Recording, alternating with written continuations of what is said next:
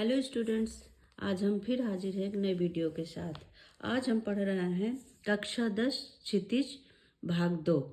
ठीक है, उसका पाठ 7। क्या नाम है पाठ का? छाया मत छूना। इसकी रचना किया है गिरिराज कुमार माथुर ने। ठीक है, तो हम इसका छाया मत छूना की व्याख्या करने से पहले हम जान लेते हैं कि इस लेखक के बारे में। तो इनका पूरा नाम क्या है? गिरिराज कुमार माथुर। इनका जन्म हुआ था 1918 में। ये मध्य प्रदेश में इनका जन्म हुआ था। ठीक है, और प्रारंभिक शिक्षा उत्तर प्रदेश में झांसी से इन्होंने एमए किया था और अंग्रेजी से एलएलबी की। इसकी उपाधि इन्होंने लखनऊ से किया था। ठीक है, कुछ समय शुरू में कुछ समय तक इन्होंने वकालत की, फिर बाद में आकाशवाणी और दूरदर्शन में इन्होंने काम किया है। इनका निधन 1994 में हुआ है। इनकी कुछ प्रमुख रचनाएं हैं नाश और निर्माण, धूप के धान, ठीक है, शिला पंख चमकीले, भीतरी नदी की यात्रा, ठीक है, जन्म कैद। तो इस तरह से इन्होंने अनेक कविताएं लिखी हैं। उनकी कई रचनाएं हमें पढ़ने को मिलती हैं। तो आज हम क्या करेंगे? आज हम पढ़ रहे हैं इनकी छाया मत छूना की व्याख्या। ठीक है, तो इस कविता को पढ़ने से पहले इसका मैं थोड़ा सा आप लोगों को शॉर्टकट में बता देती हूँ कि इस कविता के अंदर है क्या, आखिर हम क्या पढ़ने जा रहे हैं। ठीक है, तो इसका पूरा सारांश क्या है, तो जब हम इसे पढ़ेंगे तो आप लोगों को ज़्यादा समझ में आएगा इसके विषय में। देखिए, इसमें प्रस्तुत पंक्तियों में कुछ में जो लेखक हैं वो कह रहे हैं छाया मत छूना, अर्थात अतीत की पुरानी यादों में जीने के लिए कवि मना कर रहे हैं। छाया का मतलब ये नहीं कि जो हमारे शैडो या परछाई होती है इसको मत छूना, नहीं, पुरानी यादों को मत याद करना। इस लेसन का मतलब हुआ छाया मत छूना, अर्थात पुरानी यादों को मत याद करना। ठीक है, तो वही कह रहे हैं कि अगर आप पुरानी यादों को याद करेंगे तो उससे आपको तकलीफ ही होगी, उससे खुशी नहीं मिलेगी आपको। ठीक है, कवि के अनुसार जब हम अपने अतीत के बीते हुए सुनहरे पलों को याद करते हैं तो वे हमें बहुत प्यारे लगते हैं। ठीक है, कि ये ऐसे थे वैसे थे, ये सब हम सोचते हैं। फिर बाद में लगता है यार अब तो ऐसा है। तो वही कवि कह रहे हैं कि पुरानी यादों को नहीं हमें याद करना चाहिए, हमें वर्तमान में जीना चाहिए। वर्तमान में जिएंगे तभी हमारा भविष्य अच्छा होगा। ठीक है, तो इस पूरी कविता में कवि ने यही हमें बताने की कोशिश की है। क्या है? पहला, छाया मत छूना, मन होगा दुख दूना, जीवन में है सुरंग सुधियां सुहावनी, छवियों की चित्र गंध फैली मन भावनी, तन सुगंध शेष रही बीत गई यामनी, कुंतल के फूलों की याद बनी चांदनी, भूली सी एक छुअन बनता है हर जीवित क्षण, छाया मत छूना, मन होगा दुख दूना। ठीक है, क्या कह रहे हैं यहाँ पे कवि की छाया मत छूना, यानी कि पुरानी यादों को मत याद करना, मन होगा दुख दूना, उससे हमें और दुगना दुख होगा। ठीक है, एक तो हम उस टाइम की चीज़ों को याद कर रहे हैं, अपना समय भी बर्बाद कर रहे हैं। ठीक है, उससे कुछ होने वाला नहीं है, और वो सब सोच सोच के हमारा मन भी दुखी होगा। तो यही कह रहे हैं कि छाया मत छूना, होगा मन दुख दूना, जीवन में है सुरंग सुधियां सुहावनी, छवियों की चित्रगंध फैली मन भावनी। कह रहे हैं जीवन में है, हमारे जीवन में बहुत सारे लोग आए गए। ठीक है, बहुत सारे लोग आए गए हैं। उन छवियों की जो हमारे जीवन में, यानी कि जो लोग आए हैं उनकी जो गंध है हमारे जीवन में फैली हुई है। वो बहुत सारे लोग हैं जो आते हैं चले जाते हैं, परंतु उनकी यादें जो हैं हमारे जीवन में रह जाती हैं। ठीक है, तो वही हम बताने की कोशिश कर रहे हैं आपको कि उनके जीवन में एक प्रेयसी आई। वो अपने कवि जो है अपने जीवन के बारे में बता रहे हैं कि मेरे जीवन में एक प्रेयसी आई और मतलब उनकी प्रेमिका आई, और जब चली गई है तो इसके आगे अब वह यही बताना शुरू कर रहे हैं, यही बताएंगे आपको कि अब वह चली गई है तो अब कैसा लग रहा है, अब क्या हो रहा है।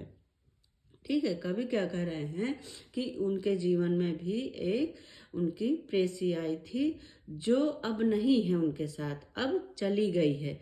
तो अब क्या चल रहा है, कैसा लग रहा है, आगे कवि वही बता रहे हैं। ये इसीलिए कवि कह रहे हैं छाया मत छूना, यानी पुरानी यादों को मत याद करना। कवि कहते हैं, क्या कह रहे हैं कि तन सुगंध शेष रही रही बीत गई यामिनी, कुंतल के फूलों की याद बनी चांदनी। कह रहे हैं, कभी कहते हैं कि जो मेरी प्रेयसी थी चली गई है, ठीक है, अब उसकी सिर्फ यादें शेष रह गई हैं। अब उसकी यादों में क्या शेष रह गया है, अब यह बता रहे हैं कि वो चांदनी रातें, ठीक है, वो चांदनी रातें जब वह मेरे पास बैठती थी और उसके बालों में फूल लगे होते थे। ठीक है, वो चांदनी रात में वो मेरे पास बैठी होती थी और उसके बालों में फूल लगे होते थे, तो मैं अपने हाथों से उसके बालों को सहलाता था और उसके सहलाने से उसके बालों में लगे फूलों की जो सुगंध थी, ठीक है, उसके बालों में जो फूल लगे थे वह सुगंध मेरे हाथों में आ जाती थी। ठीक है, जो जब मैं सहलाता था तो उसके फूलों की जो सुगंध थी वो मेरे हाथों में आ जाती थी। और अब क्या है, अब वह जीवन में नहीं है, मेरे जीवन में अब नहीं है। ठीक है, अब मेरे जीवन से वो जा चुकी है, मगर अब बचा क्या है, अब उन फूलों की सुगंध बची है। ठीक है, उनकी यादें बची हैं, क्योंकि अब वह मेरे जीवन में नहीं है। ठीक है, तो वही कह रहे हैं कि अब तो वो मेरे जीवन में नहीं है, सिर्फ उसकी यादें बची हैं, उन फूलों की सुगंध बची हैं। ठीक है, भूली सी एक छुअन बनता हर जीवित क्षण, छाया मत छूना मन होगा दुख दूना। क्या करें, भूली सी एक छुअन, कहने का मतलब यह है कि एक छोटी सी भूल, अगर हमने कोई बीती बात याद कर ली, ठीक है, जो हमें सुख देती है, तो वह हमें वर्तमान में क्या दुख देगी। ठीक है, क्यों, हम सोचेंगे कि यार ऐसा था और इतने अच्छे दिन थे, काश वैसा होता वैसा, तो क्या है, अब हमारा मन उससे दुखी होगा। ठीक है, इसलिए ऐसी भूल मत करना, क्योंकि जो हम लोग प्रेजेंट में जी रहे हैं वह दुख का कारण बनेगी। ठीक है, जो प्रेजेंट में हमारे साथ चल रहा है, अच्छा बुरा जो भी है, लेकिन हम जब चीज़ें पिछली याद करेंगे तो उससे हमें दुख ही मिलेगा। इसलिए पुरानी यादों को मत याद करना, वह तुम्हें बहुत ज़्यादा तकलीफ देंगी। ठीक है, आगे क्या कह रहे हैं कवि, देखिए, यश है या ना वैभव है, मान है ना सरमाया, जितना ही दौड़ा तू उतना ही भरमाया। प्रभुता का शरण बिंब केवल मृग तृष्णा है, हर चंद्रिका में छिपी एक रात कृष्णा है। जो यथार्थ है कठिन उसका तू कर पूजन, छाया मत छूना मन होगा दुख दूना। ठीक है, अब क्या कह रहे हैं आगे कवि कि यश है, ठीक है, आज हमारे पास कि यश है, मान सम्मान हमारे पास, ठीक है, धन ख्याति आदि सब कुछ है, तो ये सब, इनके सब के पीछे भागना व्यर्थ है। ठीक है, ये सब एक भ्रम की तरह हैं, जितना इनके पीछे जाओगे उतना ही इनमें उलझते जाओगे। ठीक है, तो कभी ये हमें बताना चाहते हैं यहाँ कि यह जो इस संसार में धन ख्याति मान सम्मान इत्यादि, ये इन सब के पीछे भागना यह सब बेकार है। ठीक है, यह सब एक भ्रम की तरह होते हैं, जितना हम इनमें जाएंगे उतना ही इनमें फंसते जाएंगे और उलझता जाएगा हमारा जीवन। प्रभुता का शरण बिंब केवल मृग तृष्णा है।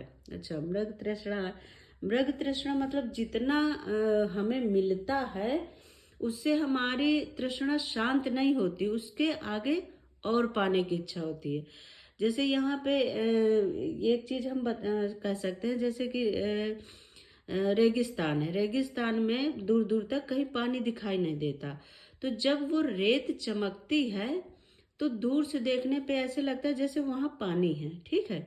और जब वहां पास में जाओ तो हमें पता चलता है कि नहीं, ये रेत है, जो रेत चमक रही थी।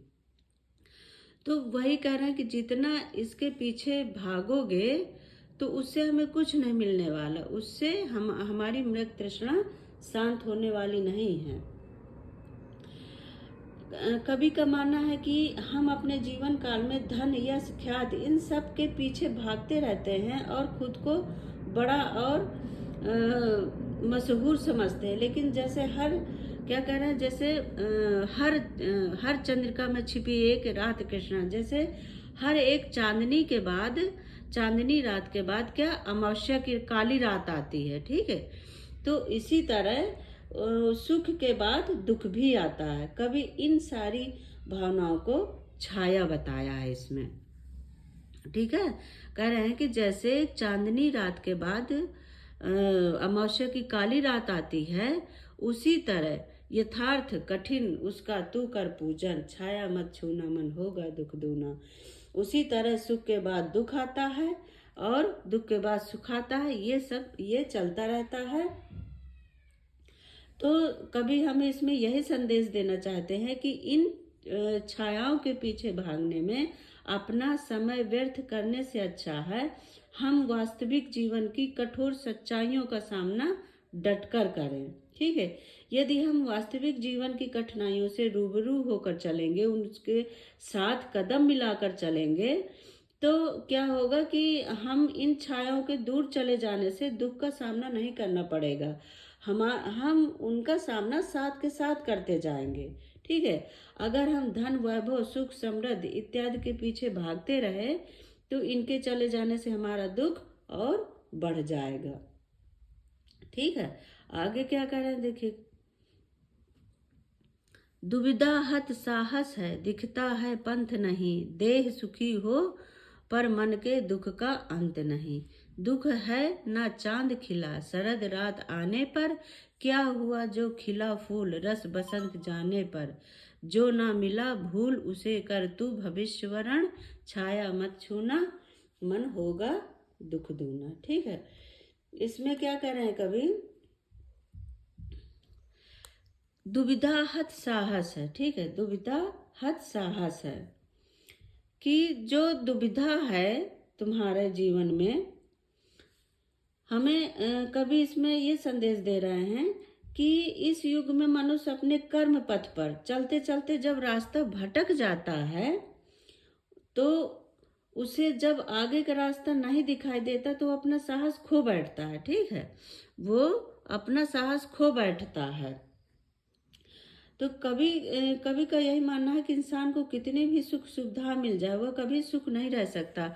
हम देखते हैं कि हम देखेंगे किसी को कि यार ये तो बहुत, इसके पास पैसा है, बहुत सुखी है, सब कुछ है इसके पास, लेकिन उसके अंदर क्या चल रहा है, वो कितना दुखी, ये तो उसे ही पता होता है, ठीक है।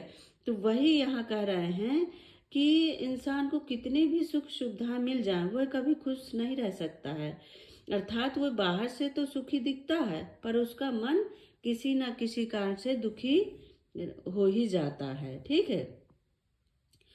कवि के अनुसार कवि ये कहना चाह रहे हैं यहाँ पर कि हमारा शरीर कितना भी सुखी हो परंतु हमारी आत्मा के दुखों की कोई सीमा नहीं है, ठीक है। तो इसमें यही कह रहे हैं कवि, आपको बता रहे हैं कि हमें पुरानी यादों में नहीं जीना, हमें अपने आगे का देखना है और वर्तमान में हम रहेंगे तभी हम भविष्य अच्छा अपना बना पाएंगे। दुख है ना चांद खिला शरद रात आने पर, शरद रात का मतलब क्या कि दुख की रात, ठीक है।